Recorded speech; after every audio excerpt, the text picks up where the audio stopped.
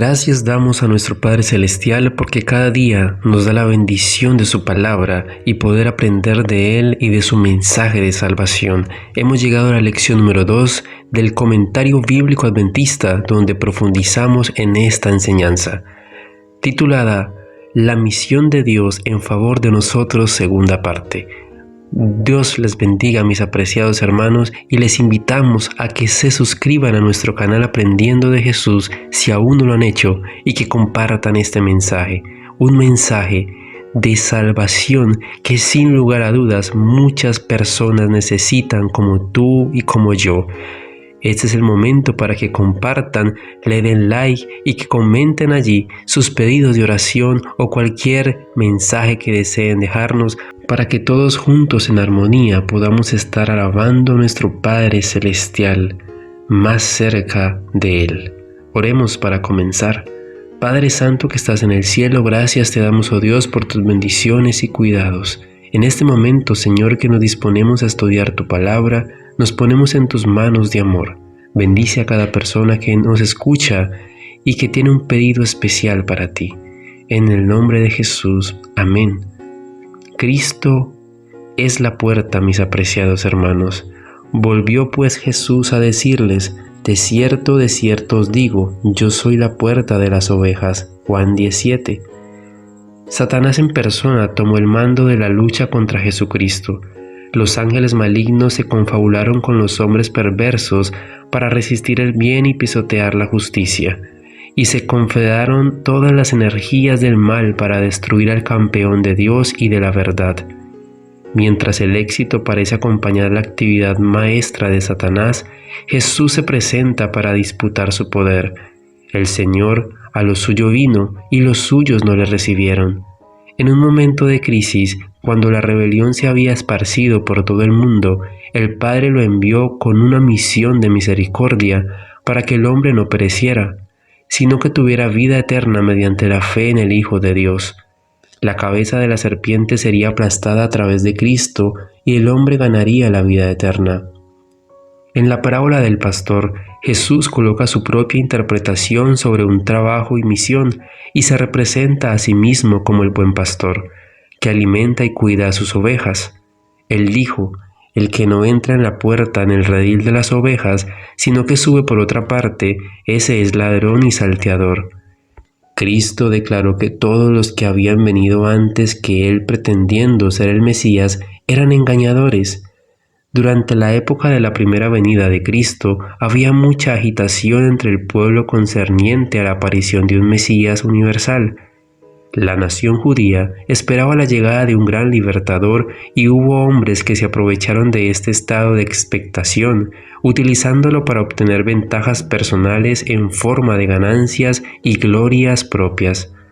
La profecía había previsto la aparición de estos engañadores. Ellos no aparecieron en la forma en que se había profetizado la venida del Redentor del mundo, pero Cristo vino cumpliendo cada una de las especificaciones. Había sido representado mediante tipos y símbolos, y en él se encontraron el símbolo y la realidad. En la vida, misión y muerte de Jesús, cada especificación halló su cumplimiento. Jesús era el buen pastor, a quien el portero le abre, el que conoce las ovejas, las llama por su nombre y las conduce por donde quiere. Su fuerza es mayor que la del ladrón, el robador, y quienes no entran por la puerta, sino que suben por otra parte.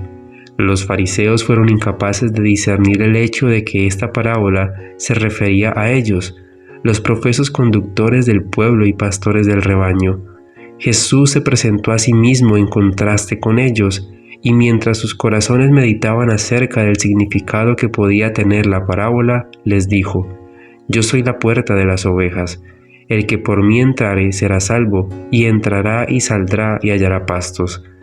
Cristo se presentó como el único que poseía las cualidades propias de un buen pastor. Se lo llama el príncipe de los pastores. El comentario bíblico adventista sobre Mateo 28, 18 al 20 nos dice: potestad o autoridad. En el transcurso de su ministerio terrenal, Jesús había ejercido autoridad.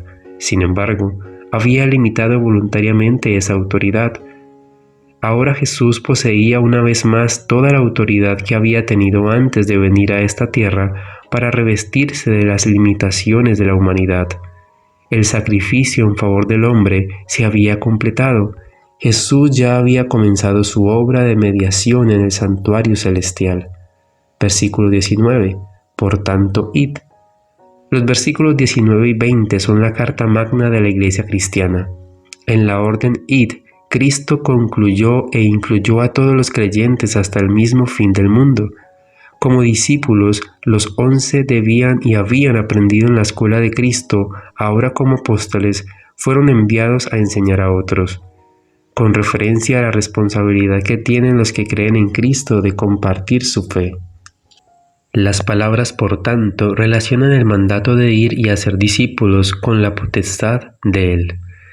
Hacer discípulos, debían hacer discípulos entre judíos y gentiles en todas las naciones. Comparar esto con la gran promesa de que el Evangelio del Reino será predicado en todo el mundo, para testimonio a todas las naciones. Esta comisión debe ser considerada como la razón básica del trabajo misionero de la Iglesia. El cristianismo fue la primera religión que asumió un carácter verdaderamente internacional. En buena medida, las religiones paganas carecían de celo misionero y de actividad. Eran básicamente de carácter nacional y no se proponían convertir a gente de otras nacionalidades. La Comisión Evangélica elimina las fronteras nacionales y los habitantes de todas las naciones se convierten en miembros de una gran hermandad en la cual no hay judío ni griego, no hay esclavo ni libre, no hay varón ni mujer, porque todos somos uno en Cristo Jesús.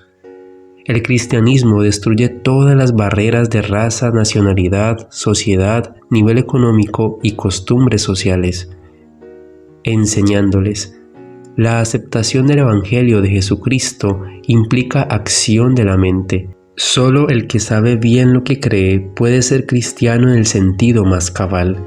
Quienes conciben que la conversión y la salvación solo atañen el sencillo sentimiento de fe en Cristo Jesús como Salvador, por más importante que pueda ser ese aspecto de la vida cristiana, omiten una parte importantísima de la comisión evangélica. Es tan importante enseñar a las personas que observen lo que Cristo ha mandado, como lo es bautizar. En verdad, el tener fe en Cristo exige un crecimiento constante en el conocimiento de nuestro Señor y Salvador Jesucristo. Si no se ejercitan las facultades mentales para comprender la voluntad revelada de Dios, no puede haber verdadero cristianismo ni verdadero crecimiento. Por ello, la instrucción es de vital importancia, tanto antes como después del bautismo. Si no hay una instrucción adecuada en las grandes verdades fundamentales del Evangelio, no puede haber verdadera vida religiosa. Sin embargo, es el maravilloso amor de Cristo el que subyuga los corazones. Si no existe un genuino amor por Cristo, las doctrinas y las formas de la religión pierden su significado y valor. Os he mandado. Las tradiciones humanas y las exigencias de los hombres no tienen valor ante Dios. Cualquier enseñanza que no tenga la autoridad de Cristo no tiene lugar en la Iglesia cristiana. Con referencia a la importantísima distinción que Jesús trazó en la tradición de los hombres y el mandamiento de Dios. Estoy con vosotros todos los días. A primera vista parecería extraño que Jesús hiciera este anuncio cuando estaba a punto de ascender al cielo y de separarse corporalmente de sus discípulos hasta el día de su regreso en poder y gloria. Sin embargo, en virtud del don del Espíritu Santo, Jesús estaría más cerca de los creyentes en todas partes de la tierra de lo que le hubiera sido posible estar si hubiera permanecido físicamente presente. Las Escrituras hacen que sea una realidad la presencia de Cristo para cada humilde creyente, por medio del don y la conducción del Espíritu Santo. Cada discípulo del Maestro puede disfrutar de la comunión con Cristo, así como fue el caso de los discípulos de antaño. El fin del mundo, o el fin del siglo. Desde la fundación del mundo, Jesús se ha ocupado activamente de la salvación de los suyos y lo seguirá haciendo hasta el mismo fin. Apocalipsis 14:7. Gran voz. Los mensajes del primero y del tercer ángel se proclaman a gran voz. La gran voz indica que el mensaje se proclamará en tal forma que todos podrán oírlo. También se destaca la importancia del mensaje. Temed o reverenciar no significa aquí sentir temor de Dios, sino acercarse a Él con reverencia y respeto.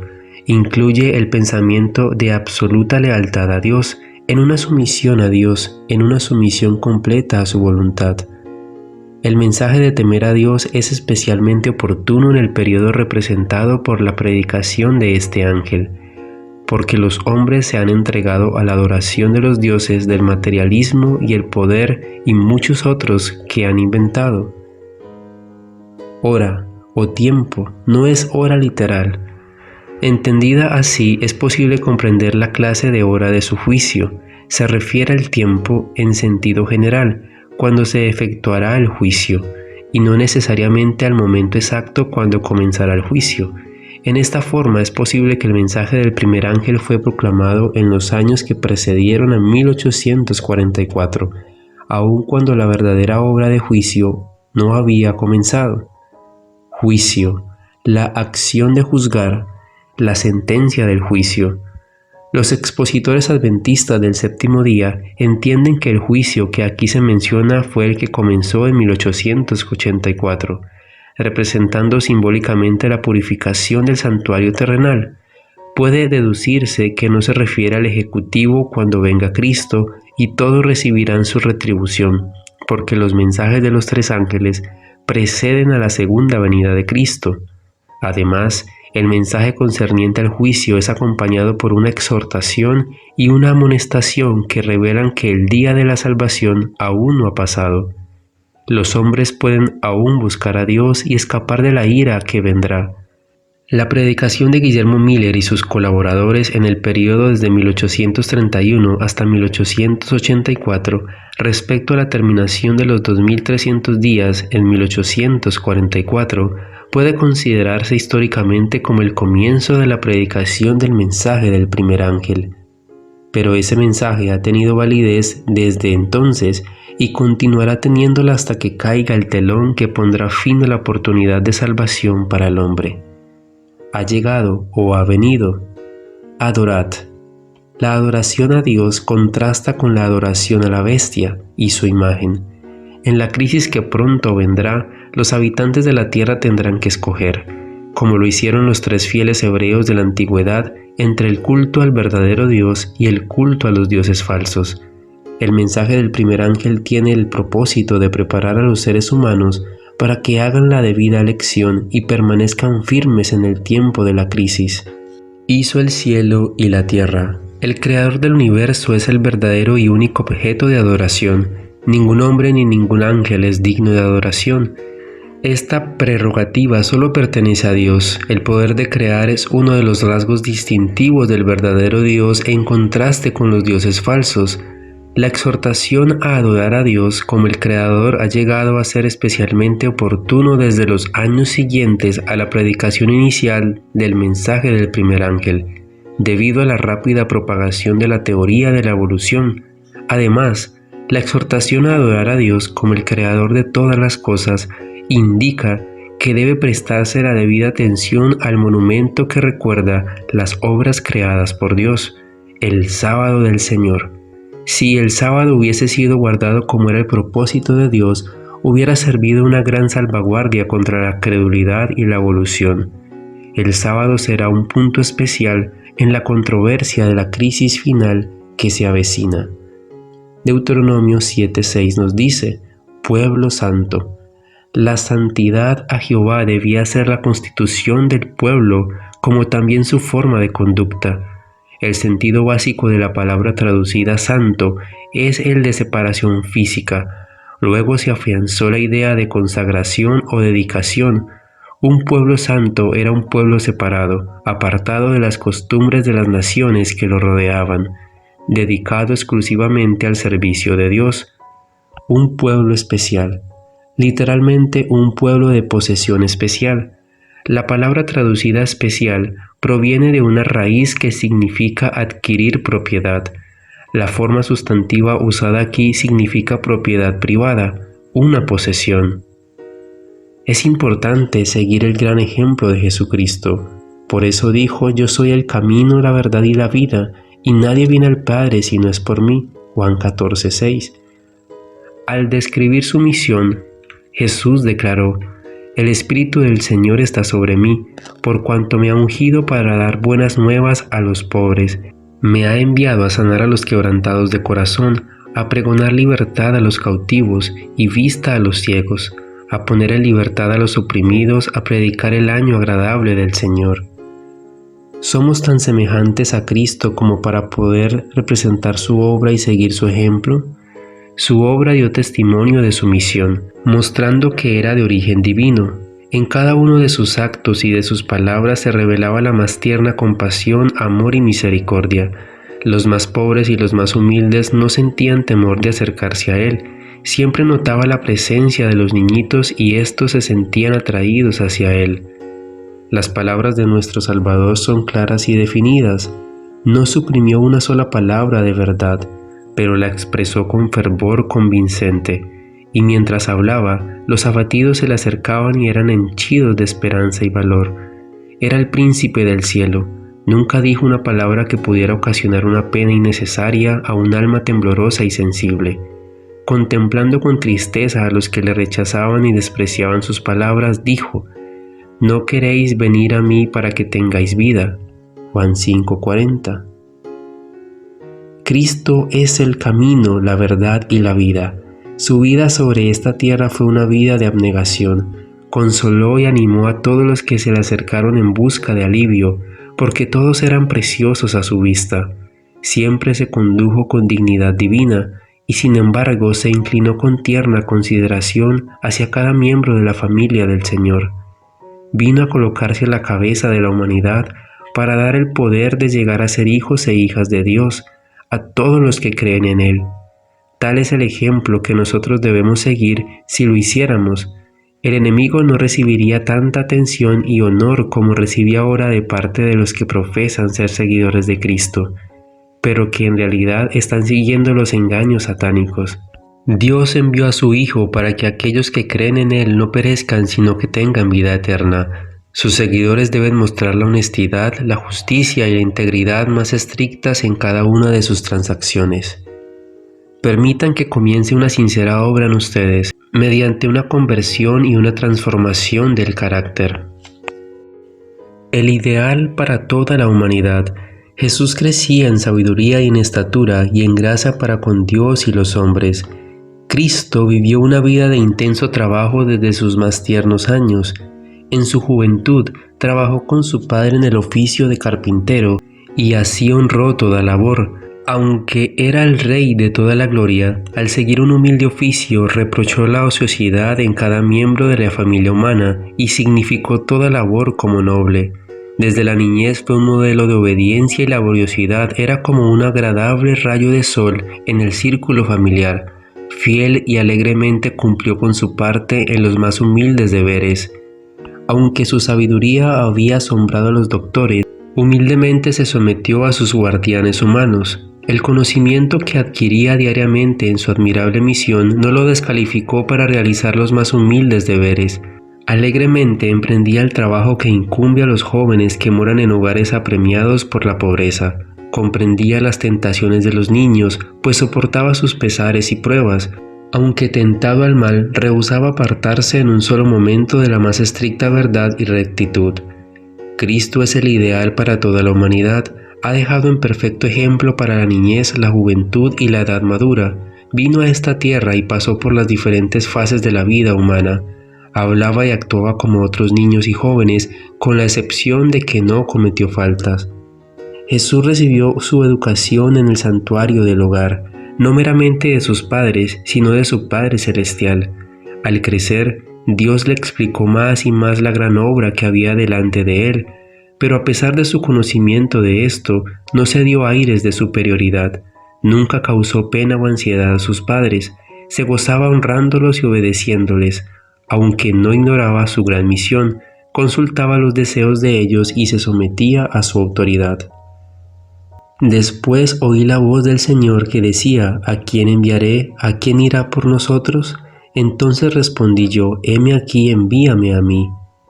Fue en circunstancias difíciles y desalentadoras cuando Isaías, aún joven, fue llamado a la misión profética. El desastre amenazaba a su país. Por haber transgredido la ley de Dios, los habitantes de Judá habían perdido todo derecho a su protección y a las fuerzas asirias estaban por subir contra el reino de Judá. Pero el peligro de sus enemigos no era la mayor dificultad, era la perversidad del pueblo lo que asumía al siervo del Señor en el más profundo desaliento. Por su apostasía y rebelión, dicho pueblo estaba trayendo sobre sí los juicios de Dios. El joven profeta había sido llamado a darle un mensaje de amonestación y sabía que encontraría una resistencia obstinada. Su tarea le parecía casi desesperada. Tales eran los pensamientos que se agolpaban en su mente mientras estaba debajo del pórtico del Santo Templo.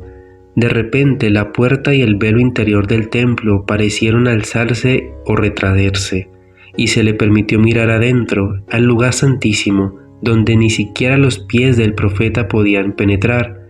Se alzó delante de él una visión de Jehová sentado sobre un trono alto y elevado, mientras que su séquito llenaba el templo. A cada lado del trono se cernían los serafines que volaban con 2 alas, mientras que con otras 2 velaban su rostro en adoración y con otras cubrían sus pies. Nunca antes había comprendido Isaías la grandeza de Jehová o su perfecta santidad, y le parecía que debido a su fragilidad e indignidad humanas, debía perecer en aquella presencia divina.